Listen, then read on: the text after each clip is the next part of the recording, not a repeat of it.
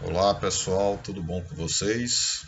Hoje nós vamos continuar nossa aula de, de sociologia e hoje entramos numa nova etapa, né? Nós vamos falar sobre a produção sociológica brasileira, né? Como surgiu essa produção, quais foram os maiores expoentes da produção sociológica brasileira e qual a importância e o impacto que essas obras tiveram e têm na nossa realidade social, tá bom? Então, como a gente já falou nas aulas anteriores, certo? Eu tinha dito a vocês que o pensamento sociológico e a produção sociológica, ela surgiu mesmo antes da própria disciplina estar consolidada, né?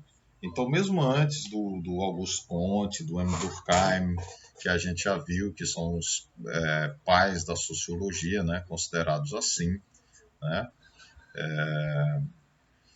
Mesmo antes deles, lá na Grécia, por exemplo, eu citei como exemplo para vocês a Grécia Antiga, né, já se tinha um pensamento sociológico, já haviam pensadores que se ocupavam desse, desses fenômenos que são típicos do que nós estudamos na sociologia, que são os fenômenos sociais, né? Que depois o Durkheim vai categorizar como sendo fatos sociais. Então, já na Grécia Antiga, né, nós tínhamos o Sócrates, por exemplo, né, que é responsável por uma mudança no panorama do pensamento filosófico da época, porque coloca o homem no centro, né? A filosofia, então, até então estava centrada nas coisas da natureza, e aí o Sócrates ele começa a colocar o homem como centro, o antropocentrismo, né? O homem como centro das discussões filosóficas, as questões sobre o que é a felicidade, o que é o amor, o que é a política, enfim, né, que são questões que a filosofia socrática e a filosofia como um todo tenta responder. Né? E dentro disso, as questões que são eminentemente sociais, como as elencadas lá por Platão em A República, qual é a melhor forma de governo, né? O Aristóteles também vai trabalhar com isso em A Política. Então, o que eu quero dizer para vocês é que o pensamento sociológico, o fazer sociológico, ele vem de antes mesmo da disciplina consolidada como tal, né? Então, da mesma forma, isso ocorre aqui no Brasil, né? Então, antes mesmo de nós termos faculdades de sociologia, antes mesmo de nós termos pessoas produzindo saberes sociológicos, nós já tínhamos aí alguns pensadores, alguns escritores que produziram, né, teorias, que produziram escritos que se referem àquilo que é de importância para a sociologia, que são os fenômenos e os fatos sociais. Né? Então, vocês aí, como estão acompanhando no livro, vocês vão ver que o livro de vocês ele faz uma referência ao Euclides da Cunha. E o Euclides da Cunha é um jornalista, é um escritor e não é um sociólogo de formação. Né? No entanto, ele produz uma obra literária, né, chamada Os Sertões, Grandes Sertões e Veredas. Né? Nessa obra, ele vai trabalhar como correspondente do jornal, acho que a Folha de São Paulo, salvo engano, né? Me corrijam caso eu tenha cometido algum equívoco aí, mas ele estava trabalhando para um jornal lá de São Paulo e ele vai cobrir a Guerra de Canudos. Né? E essa cobertura da guerra se transforma num livro, né, que é esse que eu acabei de mencionar para vocês, Grandes Sertões e Veredas. E esse livro ele tem um cunho sociológico, antropológico, etnográfico. Né? A gente já discutiu também nas aulas anteriores o que é antropologia, né? E a gente vai ver que dentro do pensamento do Euclides da Cunha vai estar muito presente os conceitos que estavam em voga na época dele lá da antropologia, que é o evolucionismo, né, que a gente já discutiu, onde a humanidade era percebida num grau evolutivo, né, que se iniciaria na selvageria e terminaria na civilização, né, e as sociedades estariam divididas de acordo com esse critério de evolução, né, e esse pensamento influenciava o Euclides da Cunha, assim como também outros pensamentos que hoje nós repudiamos, né, e que não têm validade científica nenhuma nos tempos correntes, na contemporaneidade, como a teoria do determinismo racial ou do determinismo geográfico, que previa, né, que, de acordo com a determinação da região a qual o indivíduo pertencia ou a sua raça, ele seria superior ou inferior, levando em consideração aquele grau de evolução, aquele quadro evolutivo traçado pelos evolucionistas aí. Então vejam só que dentro dessa leitura que o Euclides da Cunha faz sobre essa realidade social lá de Canudos, que aí vocês já devem conhecer, né, essa realidade. O Canudos é uma região de uma fazenda na Bahia que resistiu aos valores republicanos, né, através de um profeta, um messias chamado Antônio Conselheiro, e que se opunha ao republicanismo então nascente. E tinha um quê de monarquista, queriam a restauração da monarquia no Brasil. Enfim, mas essa é uma questão mais complexa que vocês têm que atentar em um outro momento, certo? Resumidamente, nós podemos dizer que, né, logicamente, que o movimento de Canudos representa mais do que aparentemente a gente vê nesse pequeno cenário, né? Então, o movimento de Canudos, na realidade, representava um questionamento sobre a realidade social da época, né? Sobre as desigualdades regionais, sobre os valores éticos e morais. E, logicamente, que como pano de fundo tinha esse dilema aí entre república e monarquia, né? E acabou que o governo brasileiro, para dar uma resposta aos movimentos de restauração da monarquia, reprimiram violentamente, né, e dizimaram Canudos, né, num verdadeiro massacre. Mas isso aí é uma questão da história e a gente aqui está trabalhando na perspectiva da sociologia. Então, o que nos importa na realidade é nós pensarmos que dentro desse trabalho feito pelo Euclides da Cunha, nós já vamos ter aí elementos do que viria a ser a produção sociológica no Brasil. Então, embora seja uma obra jornalística, né, a princípio, essa obra aí ganhou contornos de fundadora de uma produção sociológica no Brasil, né? E teve grande influência, né,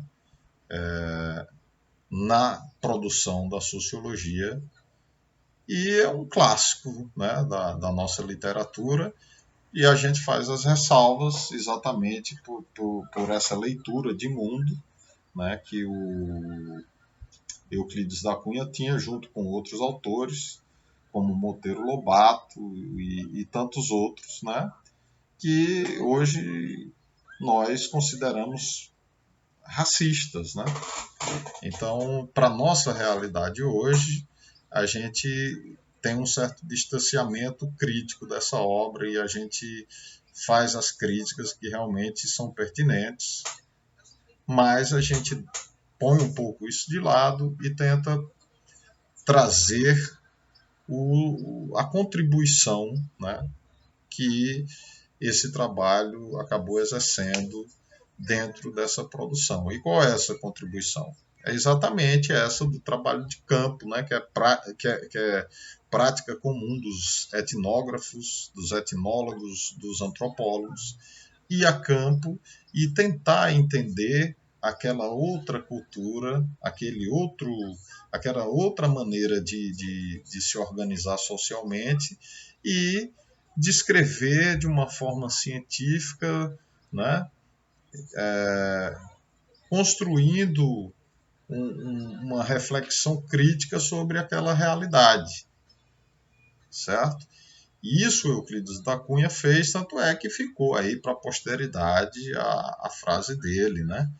Que o sertanejo é, antes de tudo, um forte. Então, indo de encontro à própria ideologia do Euclides da Cunha e dos outros pensadores daquela época, né? Infelizmente ainda tem gente que pensa dessa mesma forma até hoje, né? Mas cientificamente isso está descartado, né? Mas ele, contrário ao que apregou o determinismo geográfico, o determinismo racial e essas ideologias de superioridade da raça, ele elabora uma frase que tem um impacto muito forte e contradiz essa própria lógica, né? Que remete ao sertanejo como uma sub-raça, né? Inferior. Né? Ele diz, quando ele afirma que o sertanejo é, antes de tudo, um forte, ele está entrando em contradição com a própria teoria que determina que o branco europeu ele é superior e é mais forte do que aquelas que eram consideradas como sub-raças.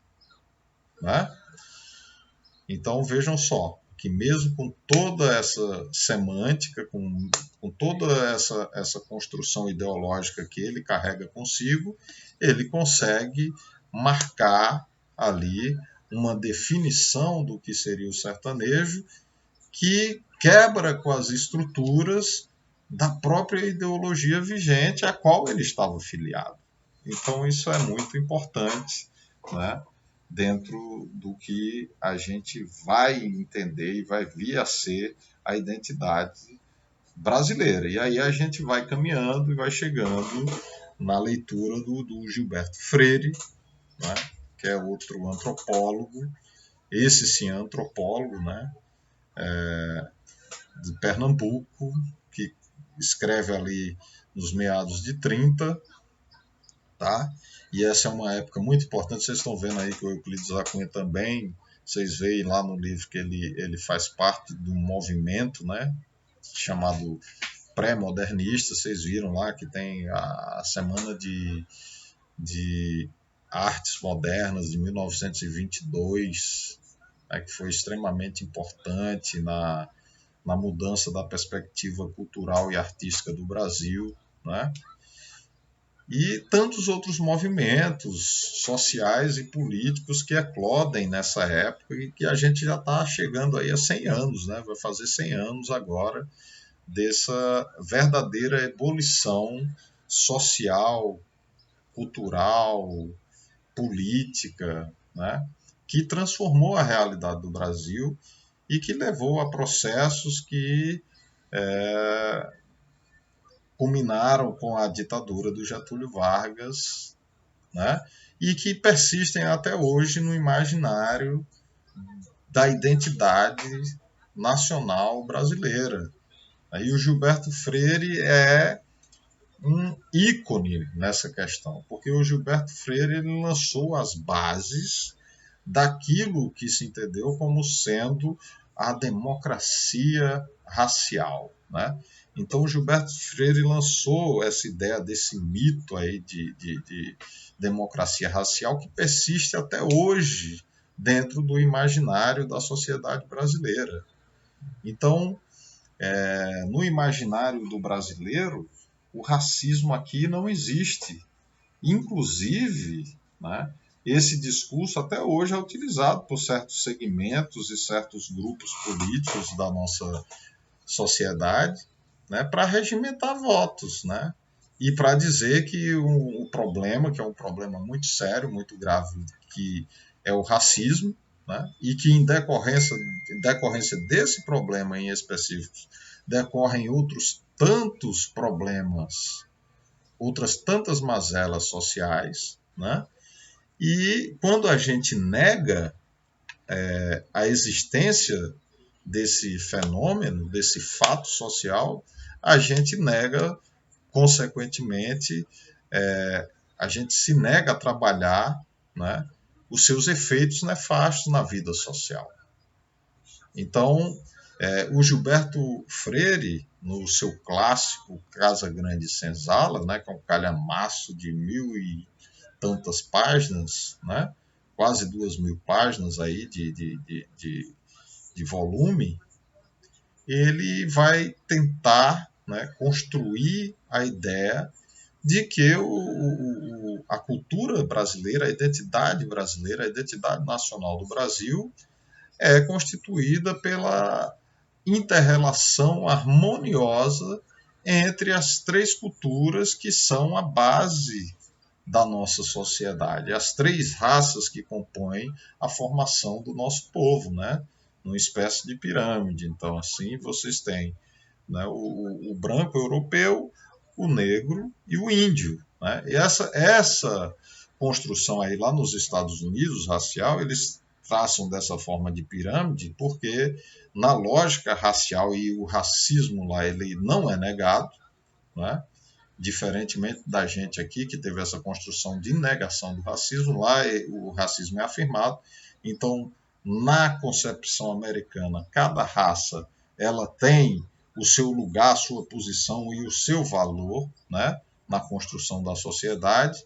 Né? Então, dentro dessa lógica americana, o branco europeu estaria no topo, porque seria o ser mais evoluído, que estaria relacionado às produções intelectuais, ao trabalho intelectual, né?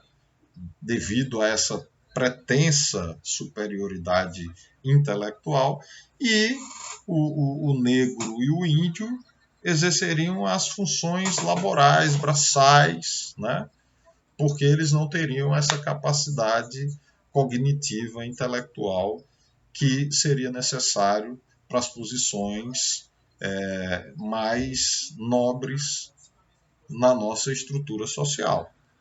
Então, esse racismo é baseado nisso. E o Gilberto Freire vai dizer que o Brasil é diferente exatamente porque a nossa cultura foi construída com base na harmonia e na incorporação harmoniosa dos elementos de cada um desses povos, de cada um dessas culturas, né? E que esse processo ele foi extremamente positivo para a construção do Brasil. Né? E que por isso o Brasil não teria nenhum problema e seria uma grande vitrine, inclusive, né, para o restante do mundo, né, já que nós não teríamos esse problema racial. Né? Só que aí existe um grande erro. Né? Essas relações que vêm lá desde o Brasil colônia, que se estabelecem entre esses três povos, entre essas três culturas, entre essas três raças, elas não se dão de nenhuma maneira de forma harmoniosa. Essa relação ela é baseada na violência, na dominação, né, imposta pelo europeu branco a essas outras duas culturas, a essas outras duas raças. Né? Então, é uma violência, uma exploração do trabalho dessas outras culturas e uma apropriação cultural desses valores que essas outras culturas trazem consigo. Né? Então, os brancos eles incorporam, se apropriam não só da mão de obra, não só do trabalho, mas também das riquezas culturais que emanam dessas civilizações. Né? Então, todo esse processo de dominação, de exploração, que gera as riquezas da nossa sociedade, né? E que gera um grupo de privilegiados que até hoje se mantém no poder, né?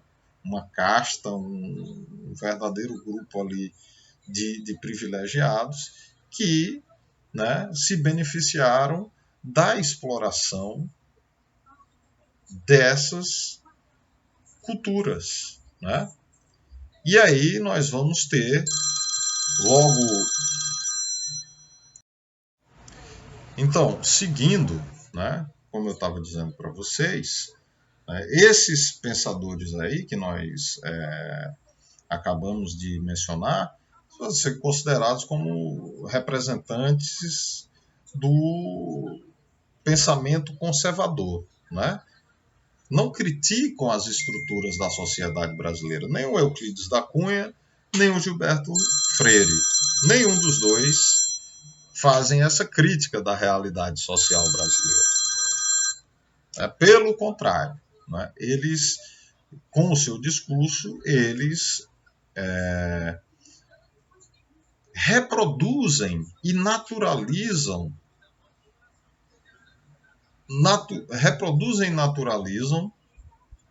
esses conflitos, né?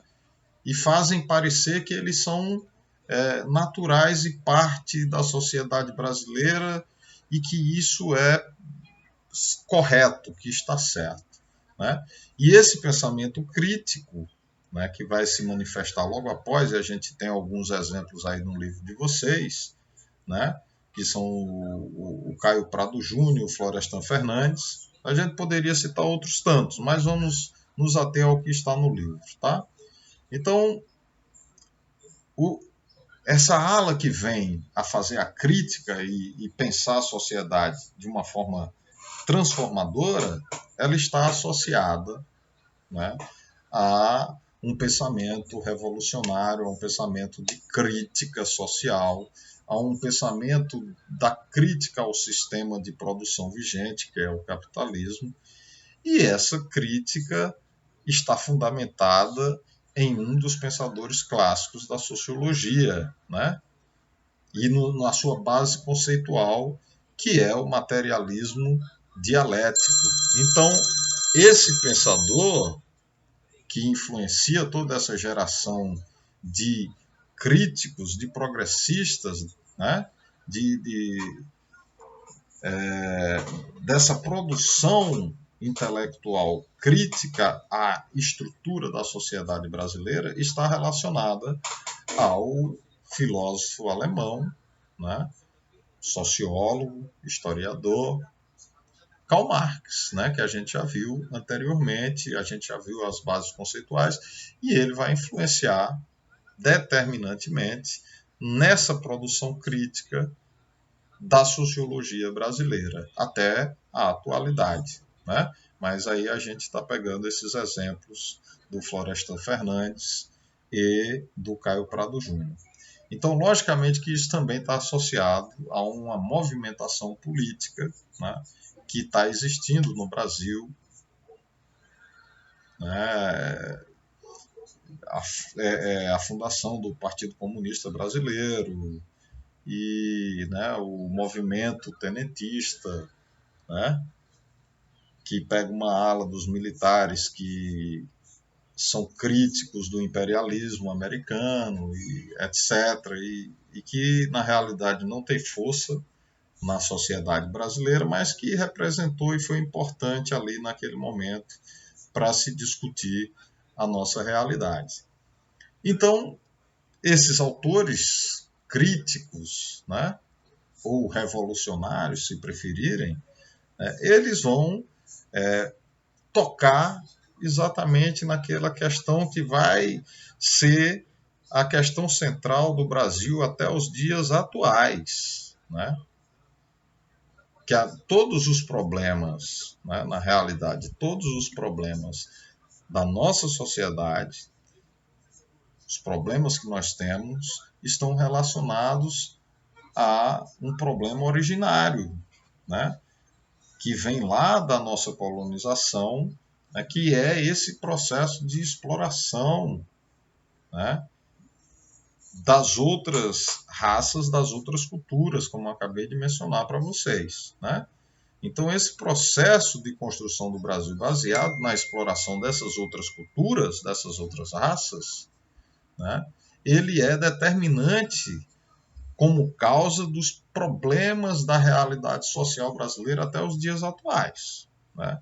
Então, o racismo ele está presente na nossa sociedade desde o primeiro momento, seja para legitimar a escravidão, né? Seja após a abolição, negando o preconceito, negando o racismo, né? Como a gente viu, né, nessa construção teórica do Gilberto Freire, né? Tentando assimilar na mente, no inconsciente ou no consciente da coletividade brasileira a ideia de que não existe racismo no Brasil e de que nossa construção social ela se deu de forma harmoniosa, quando isso não é verdade. Aí o Caio Prado Júnior e o Florestan Fernandes, de uma forma mais aprofundada, vão ressaltar exatamente a problemática que se dá em decorrência dessa negação desses conflitos, desses problemas sociais que são decorrentes da falta de políticas públicas para as populações não brancas a partir do momento da abolição, né? Então, o que é que aconteceu no Brasil? Nós tivemos uma abolição tardia, que foi nós fomos o último país das Américas a abolir a escravidão, né? E essa abolição se deu de uma forma extremamente conturbada, tanto é que logo após a abolição da escravidão vem a proclamação da República, e a proclamação da República está ligada, como a gente já viu, a certos setores, né, da nossa sociedade que eram contrários ao abolicionismo, exatamente porque representavam um prejuízo, né, uma vez que esses grandes proprietários rurais eles eram donos, né, donos dos escravos, ou seja, foram mercadorias, né, que eles perderam, foram bens que eles perderam, então eles não viam isso de uma forma humana, humanística, mas sim de uma lógica objetiva dos negócios do capital, né, relativos a esse processo de escravidão. Então, a abolição representou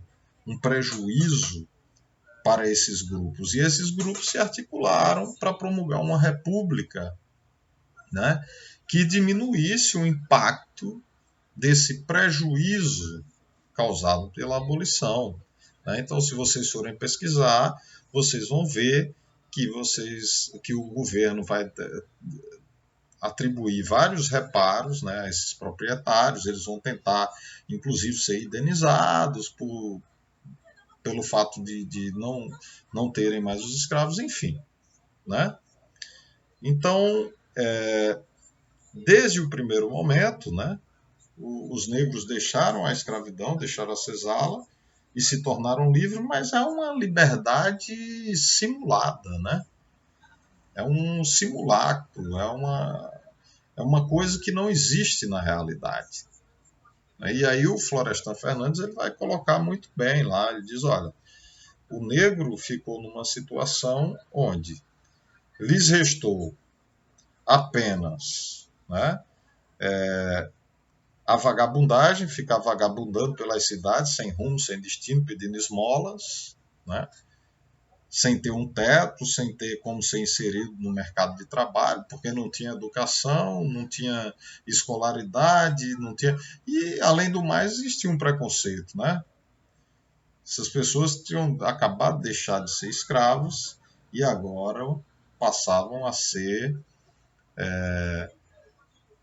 uma mão de obra ali que estava disponível, mas sem qualificação nenhuma, né? Então, não foi assimilado, né? Então, daí vem um processo de marginalização, né, desses grupos, né, que persiste até os dias atuais, né? Então, a gente vê as favelas são compostas, em sua maioria esmagadora, por pessoas negras. Os presídios, a população carcerária, de maioria esmagadora, é negra, né? A pobreza, os pedintes, os miseráveis, em sua maioria esmagadora, são negros, né? E aí você vê certas falas de certos grupos, aí dizem, o negro não tem jeito, é porque o negro é preguiçoso, é porque o negro não quer trabalhar. Então, vejam só, né? Acima de tudo, ainda se lhe atribui a responsabilidade pelas mazelas que lhes foram causadas, né, pelos europeus brancos, pelos colonizadores, pelos escravagistas. Né? Então foram esses processos que resultaram, né, nessas mazelas para todo um grupo de pessoas, para toda uma raça, né, para toda uma cultura. E é importante, né, que a gente pense a realidade social brasileira com base nesse critério aí, né? Com base nessa crítica social, com base no entendimento de que a nossa sociedade ela se consolidou, ela está fundada numa relação que não é de forma nenhuma harmoniosa, como queria sugerir o Gilberto Freire, né? Que não é de forma nenhuma, né, uma sociedade como queria o Euclides da Cunha, que deveria embranquecer-se, né, e que essas sub-raças, como eles chamavam, né, esses outros grupos não brancos, iriam deixar de existir, né, porque eram fracos em sua essência, estavam fadados pela própria lei da evolução, daí o evolucionismo que a gente falou lá, a deixarem de existir, né, porque a evolução privilegia a lei do mais forte. Os mais fortes se adaptam, os mais fracos deixam de existir. Essa é uma das premissas basilares do evolucionismo biológico lá ligado ao Charles Darwin, né? Que se entrecruza com esse determinismo geográfico e racial, né? Que fundamenta o racismo, né? E, por sua vez, fundamenta a escravidão de acordo com o critério racial, né, fundamentado no critério racial. Né? Então, diferente do que enunciam esses autores, né, a gente tem que pensar a nossa realidade social com base no que verdadeiramente ela é e com base no que ela está consolidada. Né? E só assim é que a gente vai poder entender que existe um problema que está por detrás e que é o grande gerador, né, de tantas mazelas que existem na nossa sociedade, que é o racismo. Né? E que hoje, né, o pensamento sociológico está muito centrado nessa ideia, né? Tanto é assim que hoje nós entendemos que a nossa sociedade ela está baseada num, numa estrutura, né? E dentro dessa estrutura, né, o racismo está inserido, tanto do ponto de vista individual, quanto do ponto de vista institucional, né? Quanto do ponto de vista estrutural. Então, o racismo está permeado por todas as estruturas da nossa sociedade. Né? O racismo, portanto, é um fenômeno estrutural e estruturante da nossa sociedade. Né? E o racismo, o critério de raça, ele também é determinante no que se refere ao processo de estratificação social, né? Que a gente já discutiu em aulas anteriores e que a gente viu que é aquela dificuldade que os indivíduos encontram em migrar de uma camada social para outra. né? Então, as instituições, elas reproduzem o racismo, dificultando assim a ascensão social dos grupos minoritários não brancos, tá? Então, essa é a realidade do nosso sistema social e político brasileiro, diferentemente daquilo que foi construído lá no passado e que, infelizmente, alguns grupos ainda insistem em propalar essas falácias, né? Essa construção que acabou nos levando, né, a uma situação enquanto sociedade, né, de agravamento dos nossos problemas sociais, exatamente porque nós não conseguimos absorver, né, digerir de forma coerente o problema central, né, e gerador de tantos outros problemas, que é o racismo, tá bom? Então, a gente vai discutir muito sobre isso, né? Sobre racismo estrutural, né?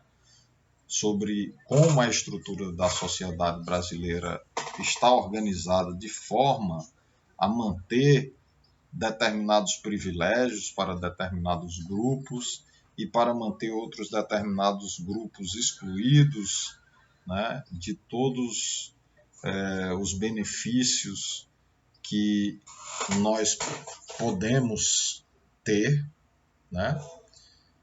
E essa discussão vai estar sempre sendo pontuada, né? Porque ela é de extrema relevância para que a gente entenda a nossa realidade social, né? Então, quando a gente pensa nos fenômenos sociais, quando a gente pensa nos problemas que determinados fenômenos da nossa sociedade nos remetem, necessariamente a gente acaba esbarrando nesse problema do racismo.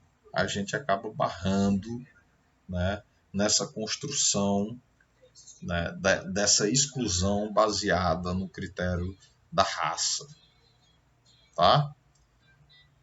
Então é importante a gente começar a trabalhar isso aí na nossa cabecinha e continuarmos seguindo aí com os nossos estudos, né? Eu vou trazer para vocês um importante pensador, né, que embora ele seja advogado, seja da área do direito, né, mas ele tem uma contribuição que vai nesse viés sociológico, e é como eu disse para vocês, não é preciso ser sociólogo para produzir, né, textos, estudos sociológicos, né? Então, o Silvio Almeida, né, que eu falei tanto aqui de racismo estrutural, né, é uma figura eminente e que nós vamos trabalhar, né, porque ele que pensa, ele que está escrevendo aí sobre o que é racismo estrutural no Brasil. Logicamente que ele não é o criador dessa ideia, né, ele já vai bebendo em outras fontes aí, mas o trabalho dele é muito importante se a gente quer compreender o processo de exclusão, né, no Brasil, e principalmente se a gente quer superar esse processo de exclusão, né, é preciso a gente entender, né, como isso se originou, como isso foi construído, em quais valores está assentado esses princípios, né, e entender que a negação da existência do problema é, na realidade, uma posição ideológica para a manutenção e conservação de uma estrutura social que se baseia exatamente na exploração oriunda dessa relação de exclusão, né? Então, tudo isso, esse conjunto dessas coisas aí, é importante para a gente pensar os nossos problemas e para a gente tentar solucioná-los. Tá bom? Então, por hoje é isso. Na próxima aula, a gente vai discutir as instituições sociais, né?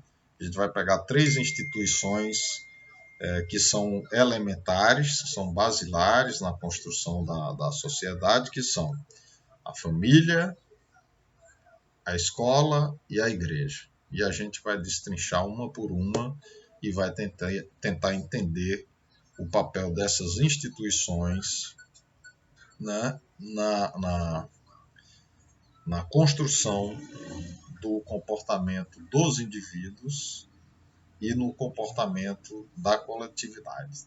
Tá bom? Tchau, tchau.